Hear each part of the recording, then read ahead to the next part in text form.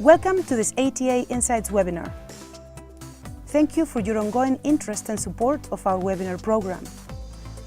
Today's session will begin in 2 minutes. ATA Insights Webinars is an online platform for the dissemination of professional renewable energy knowledge across international borders. Our aim is to democratize access to information, for innovation to spread faster, and to make the industry more competitive. And we do this through our online sessions, open to all our members. Every year we do more than 100 sessions with over 250 speakers, 50,000 attendees from more than 50 countries. To participate in the session today, use the chat on the right-hand side to introduce yourself, your company, and where you're joining from. Under the screen, you will find the Q&A box, where you can send your questions for the speakers. We will get to as many as we can today. We're recording this session, and we will send you a link to the materials in a few days. Please consider supporting our content creation for the webinar program. Contact us on the email on screen.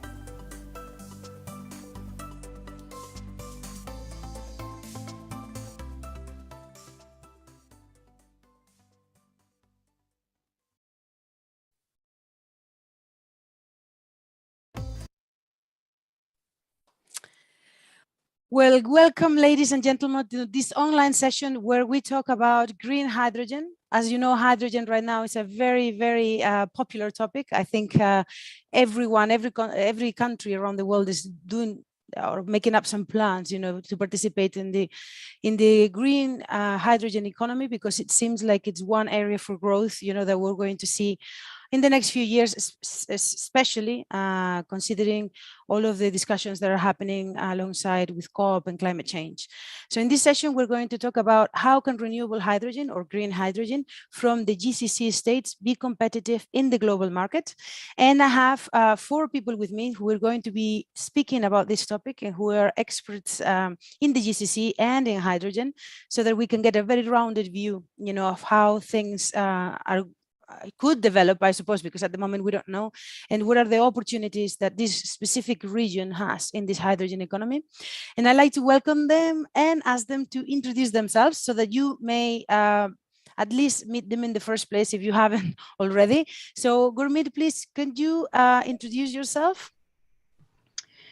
Hello, good morning, everyone. Good afternoon, depending on where you're from. As Belen said, my name is Gurmeet Kaur. I'm a partner at Pinson Masons. Pinson Masons is a global law firm, and we specialize in energy and infrastructure projects. And I do a lot of renewable energy work in particular, and more recently also some hydrogen projects. And globally, we do a lot of hydrogen projects through our offices around the world, especially in Australia and in Europe. And I also sit on the board of the Middle East Solar Industry Association, MESIA, and I've been on that role now for a couple of years. So look forward to joining this discussion with the rest of the panelists. Thank you. Thank you very much, Gurmeet. So yes, I mean, you're right. Like, there is a lot of movement and a lot of projects around the world, and Australia and Europe are huge markets. So we're looking forward to hearing more about how you're adapting that knowledge to this local market. Next, I'd like to ask Frank to please introduce yourself. Yes, thanks, Belen. It's a pleasure to be here. I am in charge of international business development of Reliance Industries. We are the largest privately held company in India and on a very ambitious renewable energy drive. So we're building factories to make solar panels. We're going to make electrolyzers. We're converting trucks to run on hydrogen, and we're also involved in battery making. But I'm also the chairman of the MENA Hydrogen Alliance, which is a group that basically brings people and organizations together that want to learn more about the potential for hydrogen, with a very strong focus on this region, on the Middle East and North Africa, but it also involves stakeholders from China, from Japan, from Europe. So it's a truly international group, and I'm really looking forward to this conversation, because I do think that hydrogen, we're still underestimating its potential, and it feels so much like solar, where even 10 years ago people were doubting whether this would materialize to something, and now it's the default option, and I think hydrogen will go through a similar journey. Thank you. It's very exciting to think like that, but also, Frank, the numbers are so big, they're a little bit mind-boggling, I think. This is the issue, getting our head around what it means. So next, I'd like to ask Abhay to please introduce yourself. Thank you, Belen. Good morning, good afternoon to everybody here. Again, depending on where you're based. My name's Abhay Sinha. I'm a director with Ernst & Young. I sit in a practice which is infrastructure advisory. And within GCC, we focus on a couple of sectors. For me, power, utilities, energy is a core focus sector. Of course, hydrogen sits for us between energy and transportation. Within the firm, we're doing a lot of work. Hydrogen is a major field of play for us. We're advising, working with developers, with policymakers in this region around the world. And definitely, this is something that is of interest to us as a firm, as an individual. It is something that I see a lot of future in. So happy to be here, happy to be part of this conversation, and hopefully let's have a good conversation. Over to you, Belen. Thank you. Thank you very much, Abhay. Yes, there is lots to talk about. I think we have a lot more questions than we have answers, but I think this is a good way to start. So. And next, Sumit, please, if you could introduce yourself. Thank you, Belen. So good morning, everyone. I'm Sumit Shikhar, and I lead the business development for EDF Renewable in the Middle East. Well, EDF Renewables, as you all may know, it's a wholly owned subsidiary of EDF. As a group, we focus a lot on low carbon energy solutions, but more recently, hydrogen, green hydrogen, or let's say low carbon hydrogen, is become a key focus for us. And as a business, we are very keen to contribute to the energy transition as a group. And as EDF Renewables, we have set ourselves a target of developing 3 gigawatt of electrolyzer-based projects globally by 2030. Now, as I think we will discuss, now as a developer, as somebody who's actively been developing and been proponent of the solar industry and the renewable energy in the last 10 years, I think we as a group, as an entity, are equally excited about playing a key role in getting, let's say, renewable hydrogen to a scale where it becomes commercial, it becomes more adaptable. So looking forward to this discussion with very educated, I would say, colleagues and panelists. So, and very nice to be here. Thank you, Belen. Thank you very much to all of you. Okay, so now we begin a discussion proper, but first, just an announcement for you guys that are there on the other side. Okay, so we're recording this, so you can watch it again if you like. Okay, I get asked this every time, so don't worry, all of the recordings are going to be available. We don't have materials this time because we're going to just talk, you know, we don't have any PPTs, but this is always, the recordings are always available and we'll send you a link thereafter. Okay, so that's an important point. Another important point, we have prepared questions, of course, because we have to make sure, you know, we have like 50 minutes in front of us. So we have a bunch of questions that we've prepared. However, that does not mean that you can't send your questions. Of course you can. So please use the Q&A box at the bottom, send your questions through, because it is very rare that you are going to have such a group of people that are able to answer your questions with such know-how and expertise. So, I mean, obviously they don't know absolutely everything. There might be some things that we have to say, sorry, you know, we don't know about this. But I think that if you're in the hydrogen area, these are really good people to start with, you know, and kind of get your answers. So we have 2 developers here from what I can see, although, you know, Reliance is also like an EPC industry. And then we have like 2 service providers on the legal sort of and transaction side. So there is plenty of people here who can answer your questions. So for your questions, Q&A box at the bottom. Okay, I'm going to be paying attention. We are going to be paying attention, and we will take them, you know, as they come in, more or less, you know, considering also the questions that we already have prepared. So Let's start with the questions proper, and we begin here. The first question is about the opportunity that is available for GCC countries and how these countries are currently positioned in the hydrogen race. So I'd like to ask you, please tell me how the GCC countries have moved towards the hydrogen economy or the hydrogen industry, if you like, development. And tell me about the specific countries and announcements. And I'd like to start with Frank and then move it to Sumit. But if you guys want to add anything, just let me know. So Frank, go ahead. Give us a little bit of context. Yes, thanks, Belen. So we, with the Nano Hydrogen Alliance, which is part of DII Desert Energy, we conducted a study together with Roland Berger, I think it's a year and a half ago, to actually identify the potential for green hydrogen in the GCC. And the 6 GCC countries combined, so we did a bottom-up analysis of the markets, what sectors, what percentage of potential export can you cover from the GCC, etc. And it's a sizable opportunity. In 2050, we believe that it can be up to $200 billion, and it can provide employment for 900,000 people, so almost 1 million new jobs in this sector.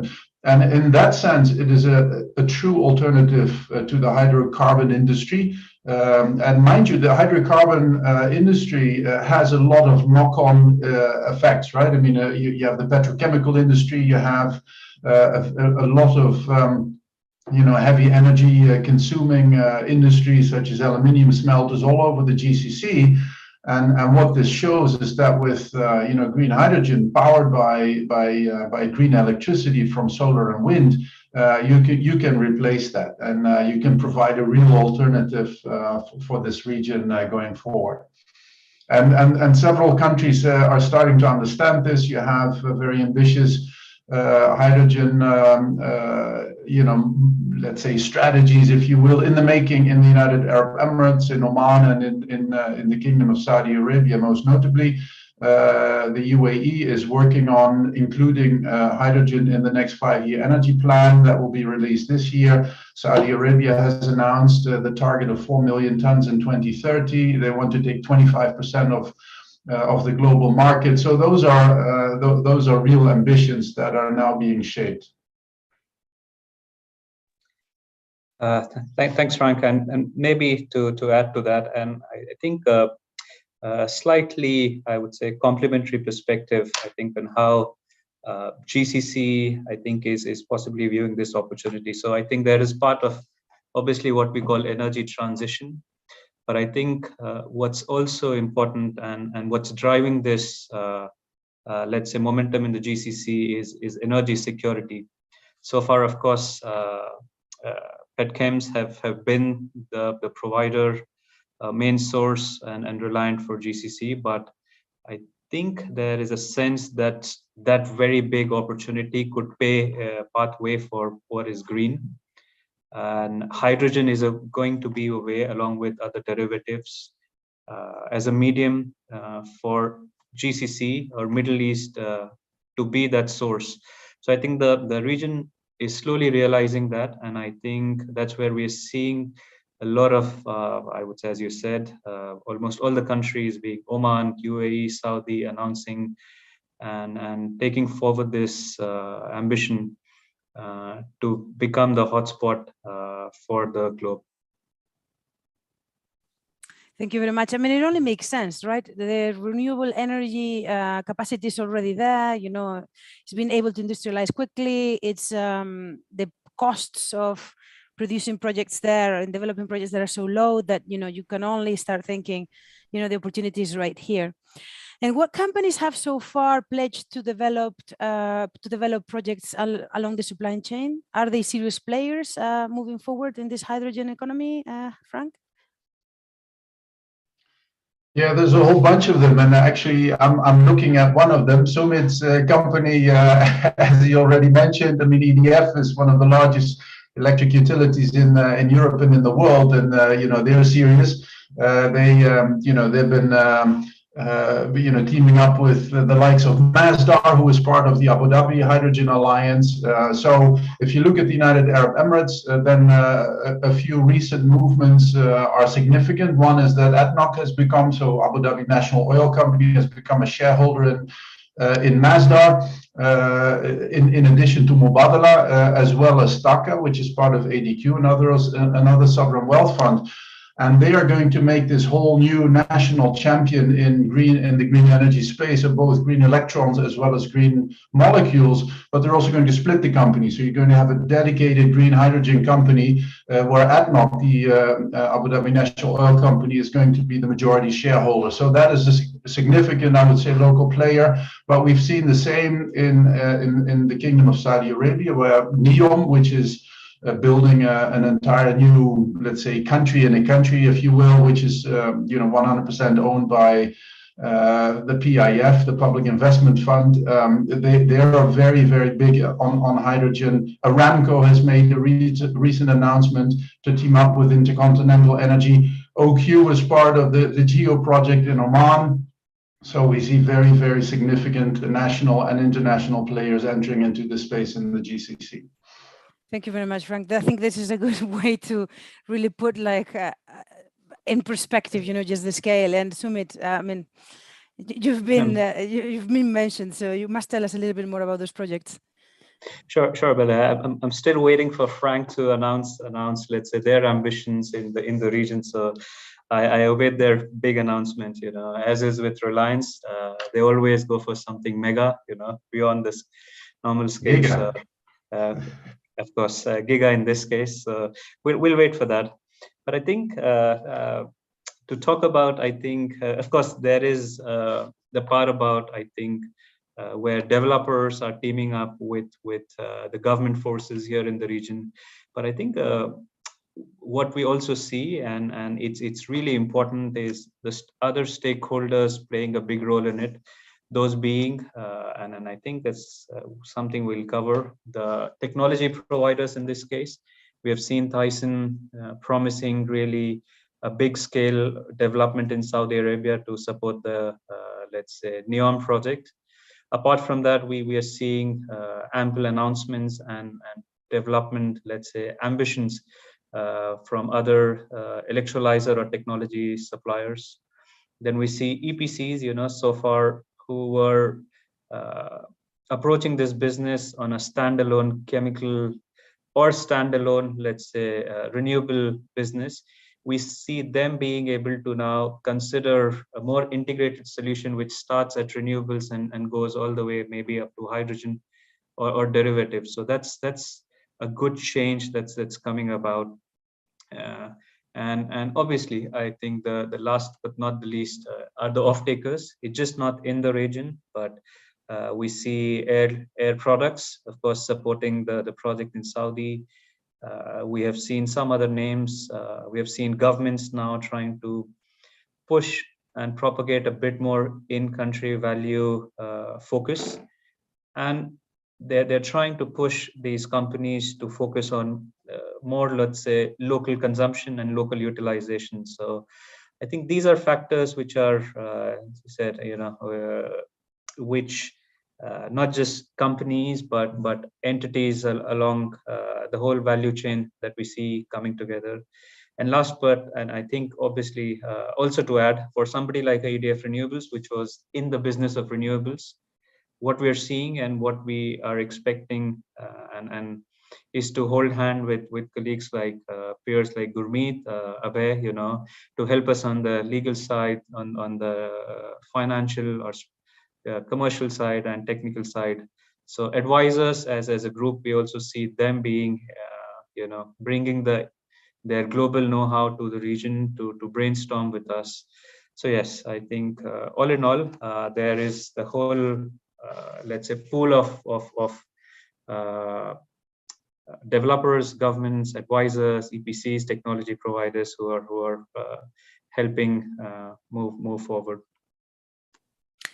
These are incredibly complex, incredibly large projects that require really large investments too.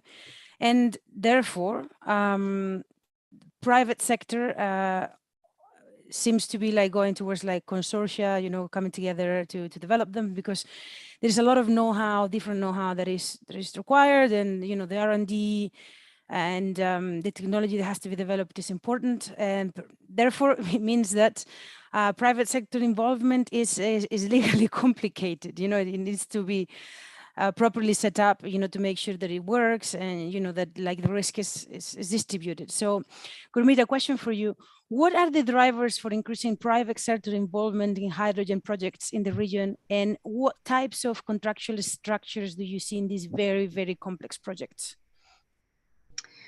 Thank you, Belen. That's a great question. So as you rightly pointed out, it's really important for private sector to come into this space, and of course working together with governments, and we'll touch on that a bit later on as well. But there are a number of drivers to encourage private sector participation, and one key driver that was touched on a little bit earlier on is to have a sufficient pipeline of projects in the region. So as you can imagine, especially private sector who's coming from the international market, they're going to be deploying a huge amount of capital. And for them to bring capital and knowledge here, they need to know that there is a sufficient pipeline of projects in the region. And it's fortunate that governments in the region here, as Frank has alluded to, has come out with very strong commitments. UAE, Saudi Arabia, Oman, etc., have made commitments towards the push towards net zero. And obviously, hydrogen has a very large role to play in helping governments move towards the net zero target. Another key aspect, and coming from the legal side, this is obviously a point that's dear to me, is obviously in order to encourage private sector to move into this region, we need to have sensible risk allocation in contracts. So the private sector need to know and have the confidence that when they come to projects here, the contracts are not one-sided, where the private sector have to take all the risk involved in a project. And again, we have a good and fortunate history in this region. We've got long-standing independent power projects, IPP projects, that's been used and successfully financed for a long time. So those projects are structured under a build, own, operate scheme, sometimes build, own, operate and transfer scheme. But the risk allocation here is quite well defined. And I suspect that, like the renewable energy sector, when those big large-scale solar projects and wind projects came into the region, the model that they followed was the IPP model. And it's very likely that when you talk about hydrogen projects as well, the model that's going to be followed is the IPP style model. A key element to remember is obviously, risk has to be pushed down to the party that's best able to manage that risk. Although that sounds a little bit cliche and people say this all the time, it's a fundamental principle. And one example I'll give you in terms of the IPP sector here in this region is that governments have traditionally taken on the risk of securing land. And this is really important because it means that you, in a way, de-risk some part of that for the private sector. And what it also means then is government can get better pricing because they're taking that risk. And they can also have a more fast-track procurement process, which we have seen in some of the large-scale IPPs here. Having said that, though, in some of the developing countries, we're working on a project at the moment. It's a renewable energy project with one of the authorities in the region. And for that one, they have actually pushed down risk to the private sector to have, the responsibility for finding and securing land for the project. And this can be really challenging because real estate laws in the region here are not as robust sometimes as what you see overseas. And also in terms of ascertaining and finding out who owns the title, this can sometimes be quite difficult. And so this is a risk that sometimes is not very suitable for the private sector to bear. Another aspect with these projects is risk is often pushed down to the EPC contractor or the O&M contractor, because this is what lenders also expect. They would like to minimize risk that sits at the developer level. And in relation to hydrogen projects, as Sumit mentioned as well before, these are very complex projects. So I would like to pause and ask the question on whether this kind of structure is actually the best one for hydrogen projects. And maybe we need to take some lessons that we've learned globally as well and try and investigate more collaborative contracting structures. So why do I say this is important? Hydrogen projects, as we know, they're multifaceted. So there are various components that will need to work together. For example, if you're talking about green hydrogen, you've got either the solar component, wind component, battery storage, and then you've got the electrolysis and the ammonia production facilities. And therefore, there's various parts that need to come together in order for the project to work. And with respect to EPC contractors, there's actually a very shallow pool of EPC contractors who can do all those elements and who will be able to wrap that risk. So, if the EPC contractor doesn't price this properly, what you ultimately have is a project that's either going to cost too much, it's not as competitive as it can be, or it may fail and therefore you spend more time and money in trying to resolve disputes. The other aspect is, of course, when you don't have all the expertise sitting with one contractor, that contractor will need to subcontract to specialist subcontractors who then in turn subcontract. And so you have contingency upon contingency upon contingency, and it's a layering of this contingency that would happen as well. And ultimately, the procurer may not get the best, pricing that it can receive.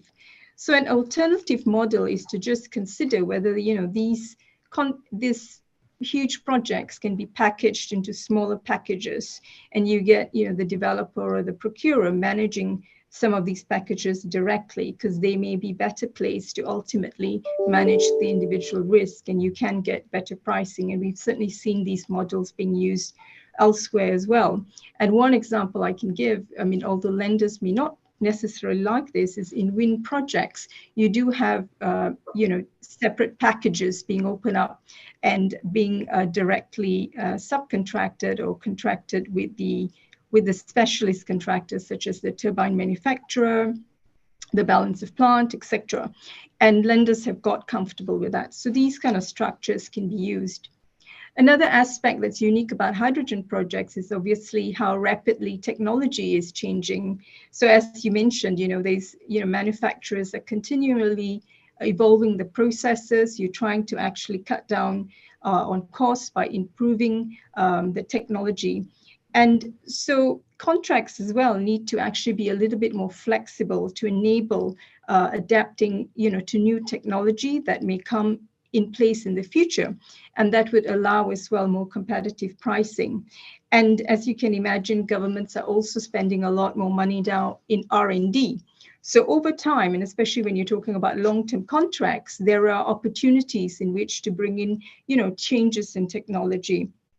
And I think one of the reports I was reading was saying that for green hydrogen to really be competitive with fossil fuel, it needs to come down to about $2 per kilo. And so contracts as well, ideally, would need to be a bit more innovative to allow, this flexibility to move with technology.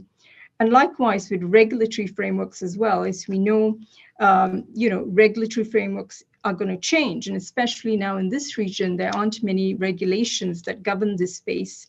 So change in law protection is another aspect that these contracts will have to build in. So just to summarize, at the end, I did mention collaborative contracting, and I'm sure people have questions on what does this mean. This sounds quite dramatic and quite unusual for this region. So what I mean by that is basically it starts off, with an EPC type structure, but there is a sensible allocation of risk. So the contractor would get extensions of time and adjustments to target costs. There is collaboration at all levels. So a steering committee is set up early on.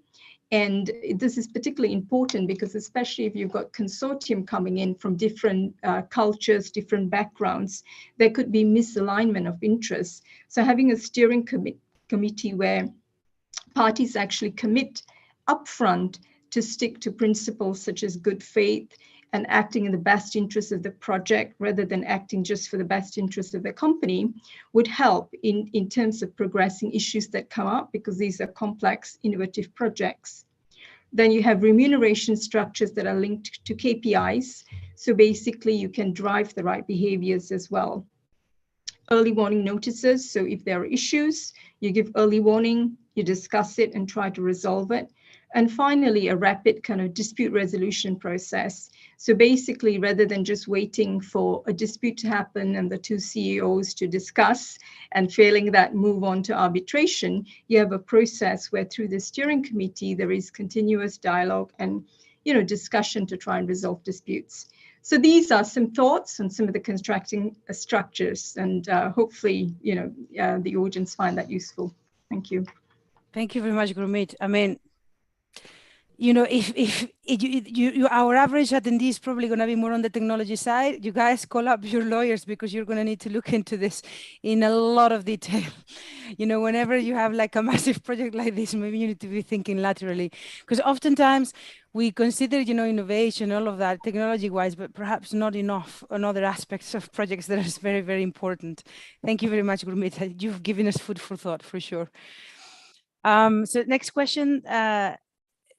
In terms of how to develop the hydrogen economy, Abhay, I'd like to ask whether we should focus on the supply side or in the demand side. And this is, I think, a key question and consideration going forward. So William, that's a very critical thing right now, the way people look at the sector. But before we touch upon that, I just want to add on to what Gurmeet was talking about, contracting structures. So we do a lot of PPP projects. In fact, we work with Gurmeet and similar lawyers on a lot of these public procurement, like the Vivas, Karamas, SEC, SWIX. And it's interesting. We definitely want to use that knowledge that Mina's got on the IPP, IWPP model. It's a good basis to start with. But I'm going to stick my neck out on this one and say that possibly it's not the best. It's a good starting point, but not the best, because the core difference is in all your IPPs, BOTs, BOO projects, end of the day, it is a utility which is taking the offtake. It's going to buy the full produce. And here, a lot of the models are aligned to a commodity kind model, where the plant or the project may have to take that commodity risk. You're going to sell in international markets. If you're lucky on long-term contracts, if not, part of it is going to be like the upcoming Oman model, where you're going to be on the exchange. So again, definitely Gurmeet is better equipped to answer that question, but I thought I'll give it a different spin, saying that it needs a little more work, but Mina is lucky to have the starting points of an IPP model. Coming back to your point on demand and supply, so that really helps. And most of the discussions that I've heard, most of the developers we speak to, the focus is more on the supply side. What's the supply chain? What's the technologies? Who are the OEMs? Do we have the right capacity? And there are constraints. There are constraints on the supply chain, on the electrolysis capacity, on the port capacity, transportation, pipeline, on your vessel capacities. But what we do when we sit down with governments, personally for me, as the sector is evolving and you want to set up a sector, the focus should be more on the demand side. Policymakers really need to identify who's the customer. Linking back to the previous point, it's a commodity business. It's not a regulated diva business where electricity is supplied by a sole utility in the region. It's a commodity business. Today, US got to set up something, sell it to Germany, sell it to France, sell it to whoever needs it. From that point of view, if policymakers have one place to focus on, it is what is the market. It's more from the demand side. Similar to solar, you start off with a lot of ideas, but for me, the big 3 or 4 big markets that need to be focused on is transportation. Are you going to focus on hydrogen vehicles? Is that a big market to focus on to develop the hydrogen economy? Do you want to look at process industry? Green steel is being spoken about a lot, but is someone going to pay a premium for green steel? Is the automobile industry which uses steel or shipbuilding, is it going to pay a premium for that green steel? If they don't pay the premium, green steel, no one's going to absorb that increase in cost just because it's got a green label. Power sector, I think we were discussing with some of the colleagues earlier. Japan wants to convert a lot of its coal-fired plants, have some kind of ammonia firing in it. So is the aging plants of Europe you're going to have a longevity of the plant life cycle by using ammonia. So is power sector going to be the big consumer? So summing it up from developer point of view, obviously the supply side is extremely critical, which developers are focusing on, the OEM, the supply chain issues. But from a policy maker, government, utility point of view, today the demand side is extremely important because eventually money flows where the opportunity is. So if the policymakers can develop that opportunity, the money is going to flow into the system. So for me, it depends from which lens you're looking at it. But definitely the way we advise a lot of government agencies, from a government agency point of view, it's the opportunity which is not being created today. There's more focus on technology and setting up the plant, but not where you're going to consume it. So customer and consumer identification is top of the agenda of a lot of these agencies. Thank you very much, Abhay. I personally agree with you. I don't know whether you guys want to say if you agree or disagree, but in the end, if you have people who want to buy, then you will, push the whole market into actually generating that is being bought. I mean, it's pretty simple, really. The problem is that it's so much easier to regulate, I suppose, the supply side and the demand side. That is where the going gets a little bit tricky. But we all understand, like with energy, we already had the demand, so this is not something that we had to worry about. So I suppose one of the important points here that we need to also discuss, and I'd like to ask Sumit this question, is what is the cost, what is called the levelized cost of hydrogen, or LCOH, that can be achieved in the region, and whether this cost is enough to outcompete other producers around the world. So with this, if the cost is very low, then perhaps we can identify, who would want to buy that. So Sumit, go right ahead and answer this question, please. Well, it's not an easy question to answer, because I think while we talk about gigawatts and even megawatts, there isn't really anything today. So how I could answer is maybe what we could potentially achieve, and I come from let's say our own, as a company, we've been trying to develop some of these, or pre-develop.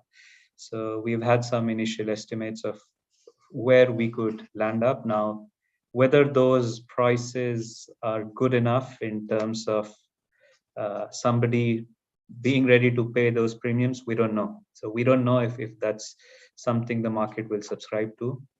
But yeah, I think if you were to talk about numbers, I think of course it's a function of where you're producing, where your off-takers are. A lot of cost, let's say, there are pieces where we do not have scalable solutions today, but assuming that some of these challenges get addressed in the coming years, and we definitely see a lot of work going in each of the aspects. So we could see in the short run, when I say short runs, let's say in the next 3 to 4 years, we were certain that we will be able to, let's say, from a production side, a cost of production side, we'll be able to breach $3 per kg for hydrogen.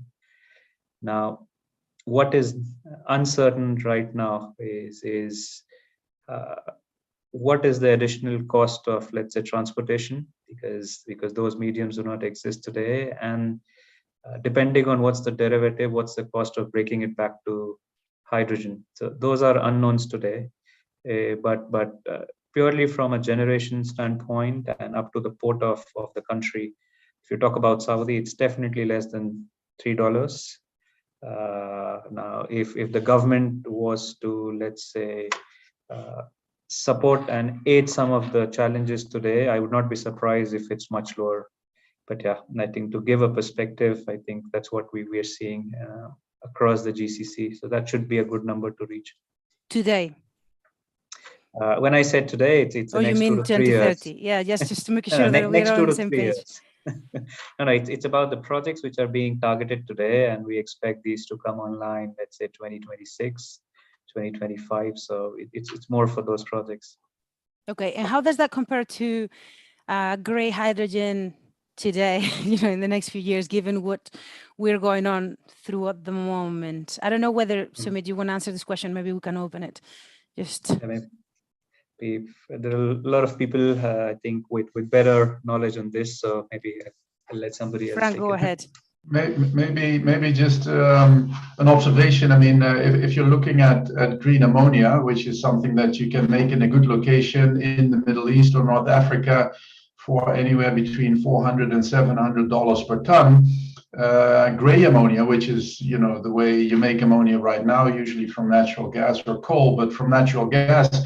Last year, January, the cost was about $250 per ton. So with green ammonia, you were a lot more expensive. If you now look at gray ammonia at $1,700 per ton, so with green ammonia, you're a lot cheaper. And obviously, nobody knows whether gray ammonia will go up and down again because nobody knows. In general, we don't know what energy prices are, especially the fossil fuel things are going to do in the future. Nobody knows. The fact is that with green, I mean, that it's actually a pretty boring proposition. I mean, you know what once you build a system, you know what's going to be for the next 30 years. We also know cost curves, etc. So we also know when you build a future plant that it is going to be cheaper, even though there is a bit of inflationary pressure now due to all kinds of supply chain issues with everything. But it's a relatively straightforward proposition that in anybody's portfolio having a large chunk of green, even though at a certain point in time it may be slightly more expensive than the gray market, but to prevent to have a bit more price stability is also something that is worth money because you don't need to hedge. The cost of hedging is expensive, and if you're looking at gray ammonia plants right now in the world, many are shut down because they can't afford the fuel at this point in time. So I think that is something to consider. The price stability and the much less volatility of green versus gray is certainly something to consider. The other thing is that if you just look at the price of natural gas and the price on carbon credits in Europe, 1 kilo of hydrogen from natural gas, only the cost for the gas and the carbon is already €6 per kilo. So even at and that doesn't include capital cost or cost of money and all of the things that also tie into that. So any mediocre location in Europe, you can match that. You can make green ammonia. In most places in Europe, at a lower cost than that, and in the Middle East and North Africa, it's much lower. So that is another thing in terms of this whole pricing discussion. People still think that green is more expensive. We need to work on making that cheaper, etc. Yes, of course we need to do that. But if you look at the alternative, which is what we're buying for fossil fuel, made hydrogen right now, it's actually quite a different picture. That's also something to consider. It's also insane how quickly it changed, and I think we're still very much anchored in no, but it'll go down. Yeah, when, how, what, when is it coming back up? How do you plan for that? I think there is actually a lot of a lot of merit of what you've said is like, at least you haven't got that risk. So thank you very much, Frank, for adding this data. People have been double checking. Have you said $1,700? And yes, this is how much, from 250 to 1,700 is what Frank just said just this minute. So let's move on to the next question. We have now 15 minutes. I think we can get through all of the questions that we had, and well, hopefully. And we also, people are sending questions, but they're being answered by text. Thank you very much, Frank. And whomever else wants to answer them, of course, go right ahead. So let's continue. The next is we're going to talk about the role of the public and private sector to start this industry properly, the role in attracting investments, the regulatory frameworks, and also the value opportunity. So I'd like to ask Gurmeet to please start this discussion. Great, thank you, Belen. And that's also another important question. Obviously, this is a huge transformation, a journey that we're undertaking here. So private sector alone can't do this transformation, and government has a key role to play here. As I mentioned before, one of their key roles is to create, an attractive pipeline. So there is enough, interest from the private sector to deploy resources here. As Abhay said, a very key part of that equation is really identifying customer base, identifying and actually providing sort of opportunities for that stable offtake market. We've seen government in the regions obviously make various announcements, and we've already discussed that, so I won't touch into that. But another key aspect of what government can do is really to shape up the regulatory frameworks. And this is one area which is currently lacking in this region. So at the moment, there's currently no specific regulations that govern hydrogen projects. In the energy space, generally speaking, there are regulations and governing, private sector participation in power projects. So the IPP laws are there. And then there are also laws, as Abhay said, PPP laws are there. And there are also sector-based laws where, for example, in Abu Dhabi, the energy sector has been decentralized. And so there are different companies that deal with generation, distribution, etc. So there are sector laws that govern all that. But within that space, there isn't anything specific to hydrogen. So I think Abu Dhabi government at the moment, they are launching tenders to appoint advisors to advise them on hydrogen framework. So, we expect to see that, some regulations will come into place in Abu Dhabi, and no doubt that this will follow suit in other parts of the MENA region as well. At the moment, there are some standards. So the Emirates Authority for Standardization, they have developed some standards of a technical nature that applies to hydrogen-powered vehicles. But as you can see, it's just bits and pieces at the moment that's being developed.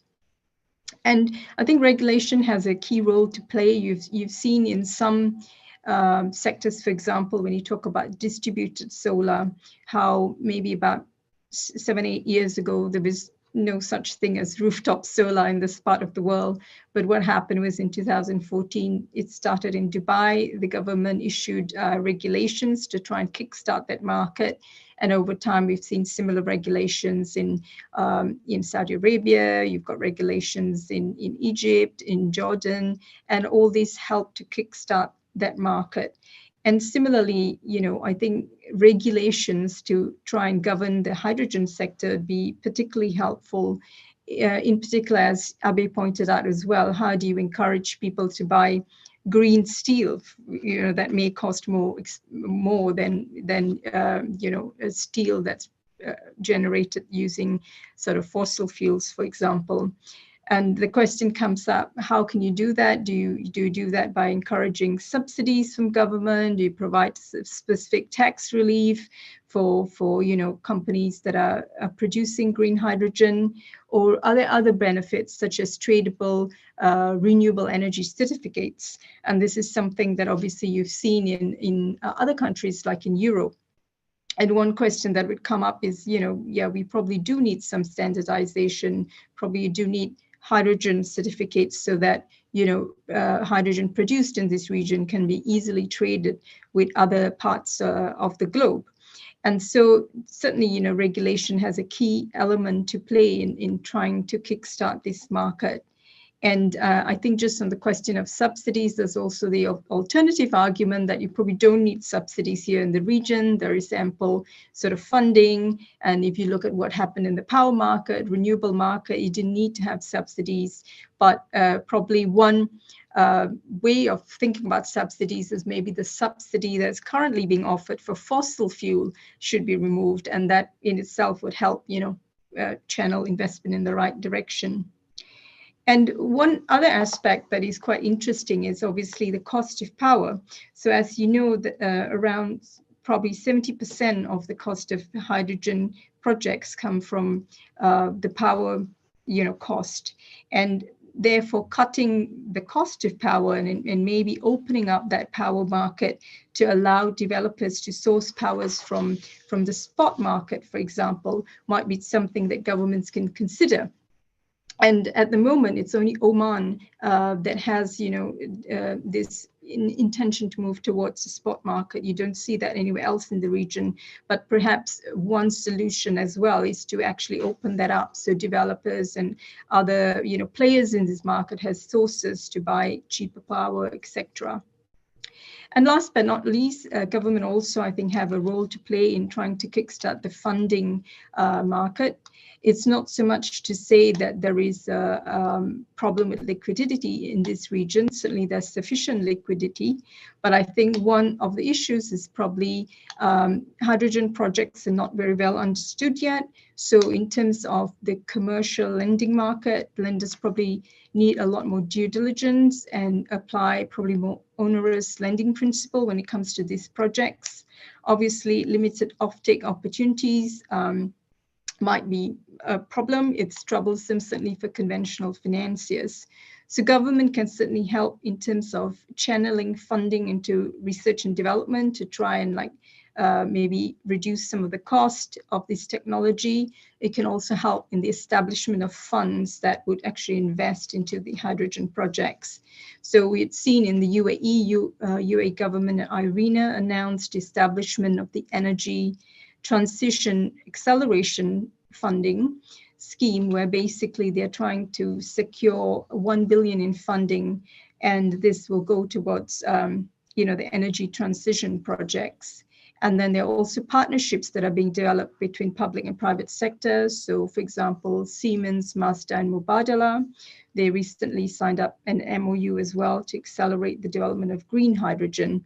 So this is again really, really important because while the commercial lending market may not be investing fully into these projects yet, we will look at the private equity funding market and also later on, pension funds and things like that as well to come in and actually help fund these projects. And government has a big role to play in this.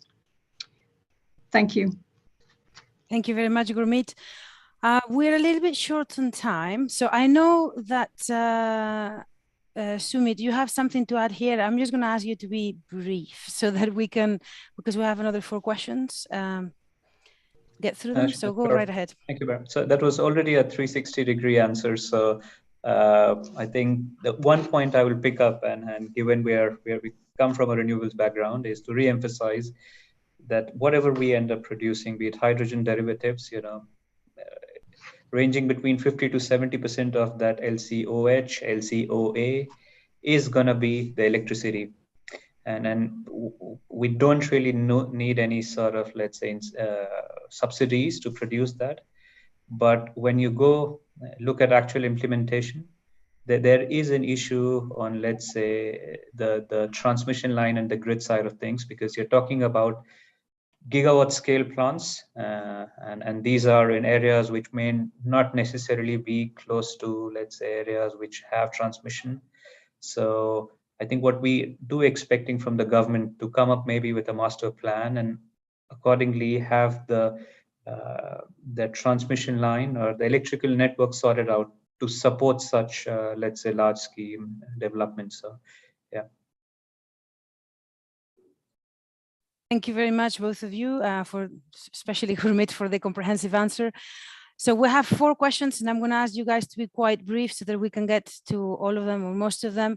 So the first one is about the electrolyzer capacity limitation. We want a lot of growth. Frank, you have specific numbers, but we don't have the electrolyzer limitation, the electrolyzer capacity. So how do we get around this? Frank, I'm going to give you the microphone so you can get through this.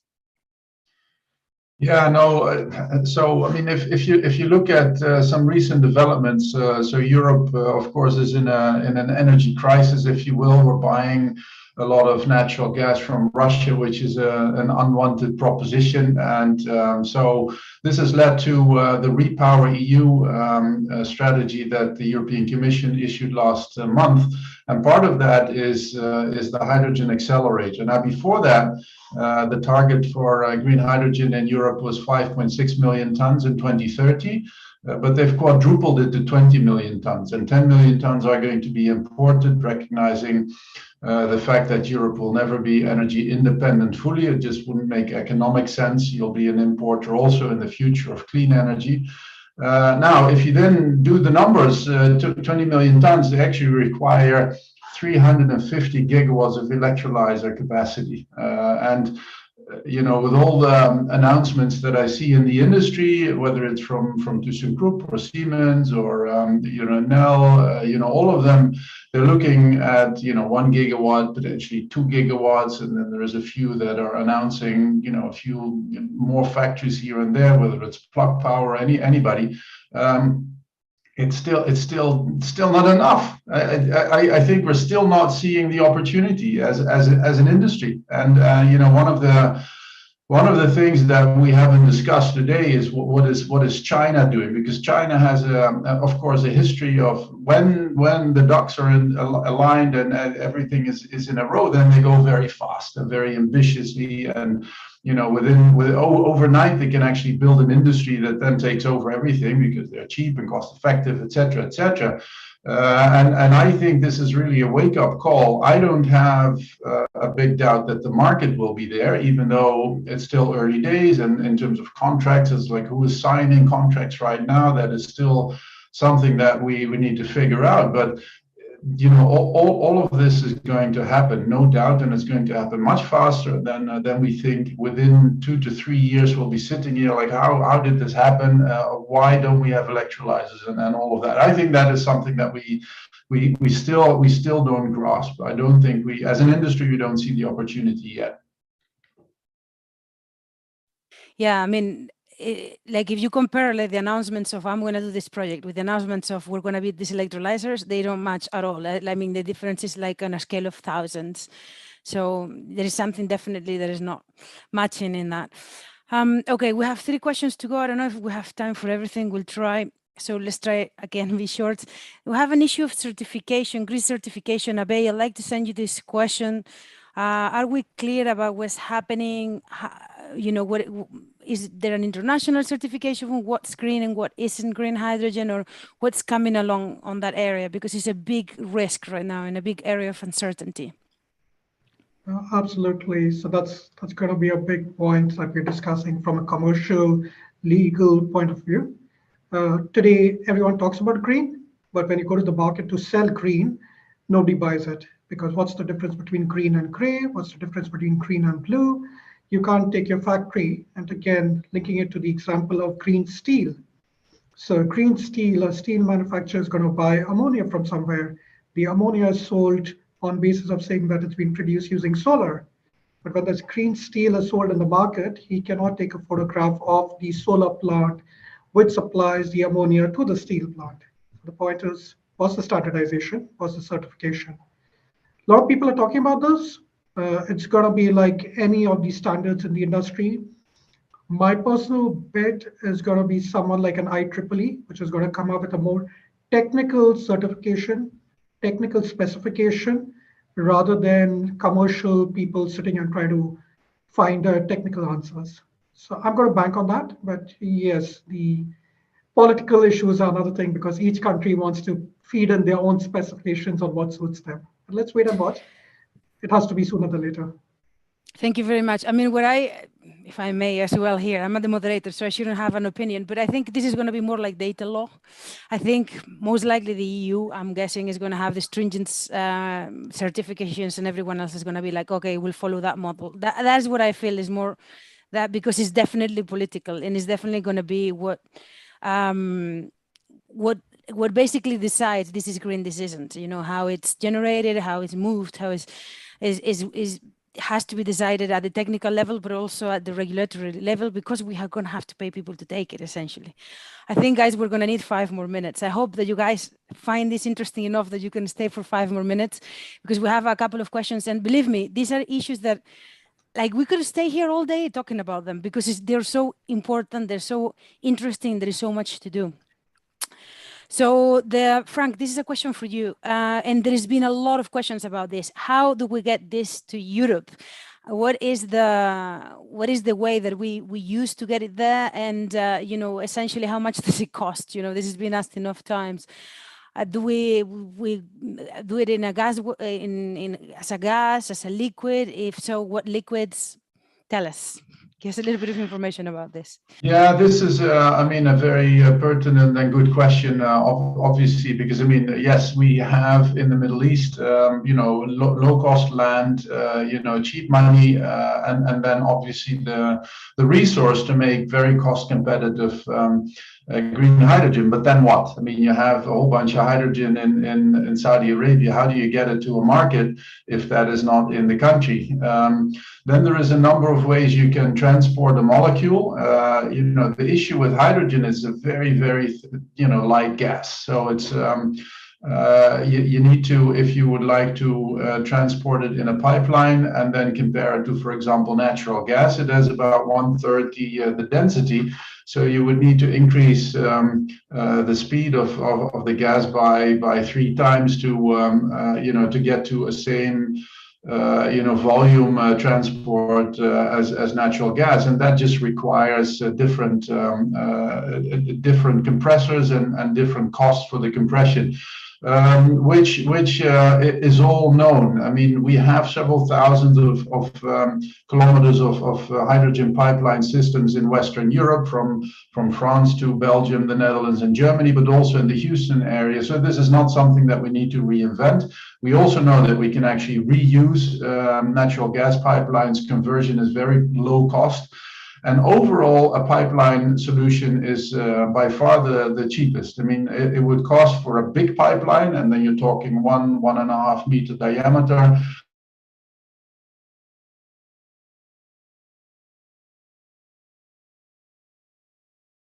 Have we lost Frank?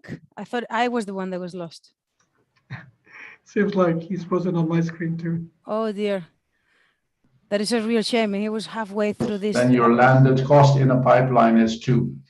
Now, a liquid, that is something like ammonia. We can also, liquefy hydrogen, or we can use a liquid organic hydrogen carriers. There's various studies that have been carried out. There is the Belgian Hydrogen Import Alliance that looked at Oman, connecting Oman to the port of Antwerp. There is not a very conclusive winner in all of this. I mean, that is the reality. So ammonia has the advantage that ammonia is a traded commodity. You have about 20 million tons of ammonia that's being traded currently in the world. So you have vessels, you have terminals, you have all of that available to you right now.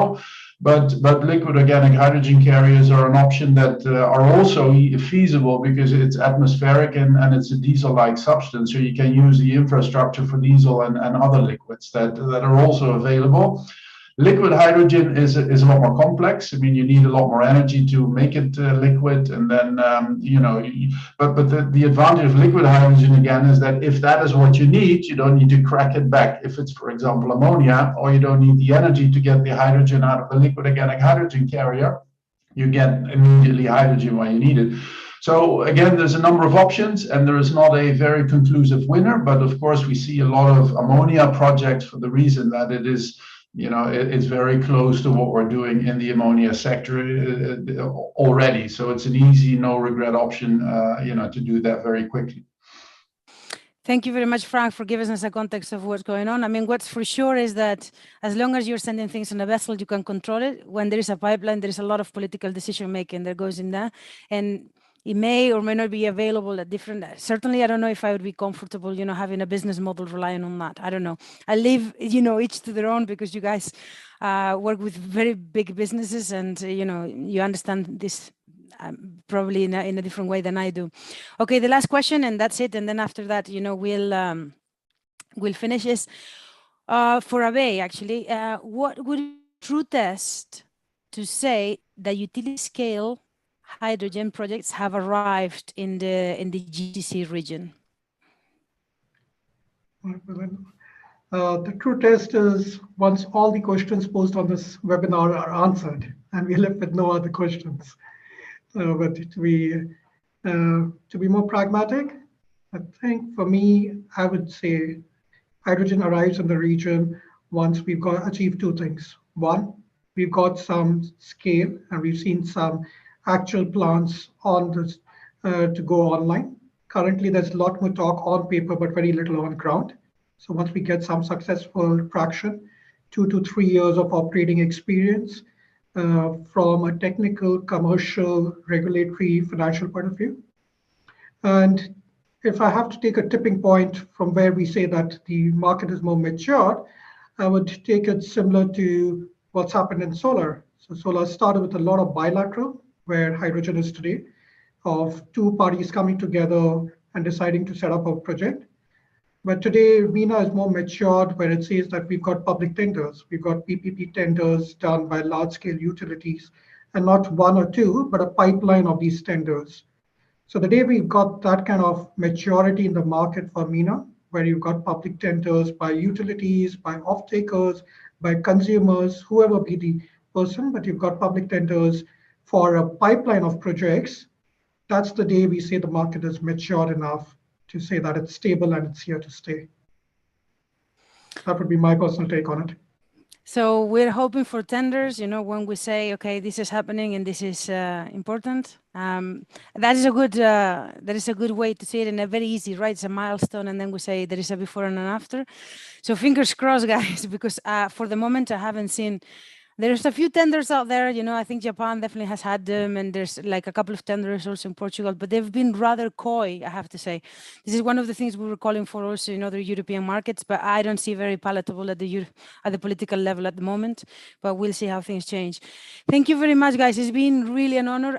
We haven't even gotten to scratch the surface, let's be honest. We wanted to ask about blue versus green hydrogen. We wanted to talk about technology dependency, like Frank hinted at it, from China, hinted at it at different points, but really we haven't been able, because 1 hour is just not enough. This is a tremendously large industry in tremendously large scales that we are not quite understanding, I don't think, fully. I think also Frank made a really good point about this, and there is so much still to clarify at the legal level.